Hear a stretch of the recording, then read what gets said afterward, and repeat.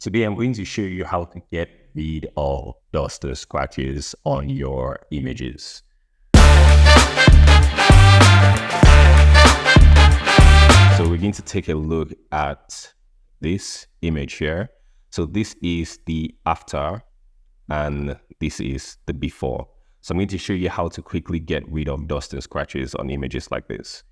We shoot these images in real life. They look fine. We dust them up, but on a bigger screen, we just see a lot of all these particles and scratches that are on the product, especially when you use hard lights to shoot.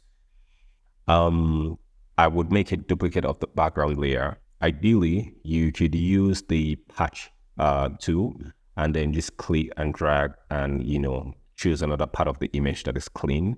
But this is going to take a while, and sometimes you end up sampling patterns from, you end up sampling scratches from other parts of the image that you don't want to, repeat in what you're trying to fix.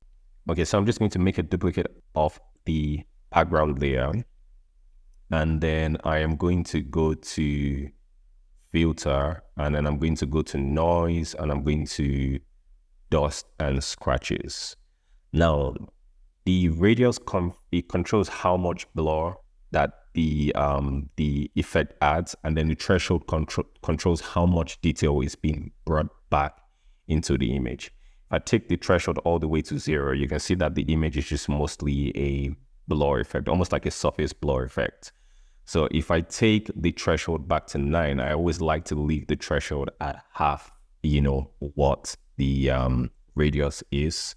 It could be less if you want, less detail showing. So if we go, for example, 6, you can see that, put that into 6. If we go to 6, you can see that less detail is showing from, when I say change it to 9, for example, which brings back a bit more detail. So I'm going to click OK, and that is going to apply the effect. Now, this is where we were before. This is where we're at now after. So if I create a black mask, alternate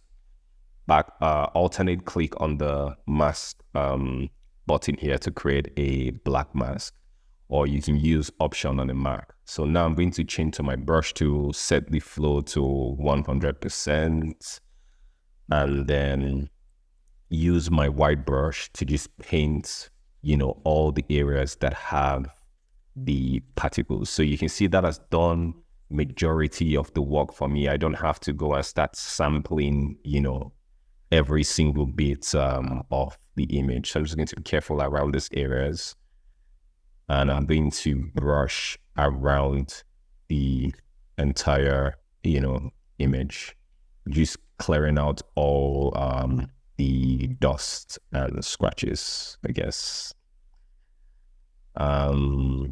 So you want to do this to your heart's content, and then just clean as much of the particles as possible. So this has done the heavy lifting for you. So it has gotten rid of every single dust particle. So now you can go ahead to create a stamp visible layer. So you can press Control Option Command E or Control Alternate Shift E on the Windows, and now you can use the patch tool to just move this around and get rid of the bigger blobs. So now you don't have to worry about the tiny patches that were on the blob before, right? So we can make big chunks and then just clear the rest of the image. So I've done this in real time. I'm not sure how long it took me, but probably not too long. So I'm just going to merge this layer that we've done and call it new, and then we can look at the before and then after, and look how quickly we got that cleaned up. Let's look at it again, before and after. That's pretty much it with dust and scratches. Kudos.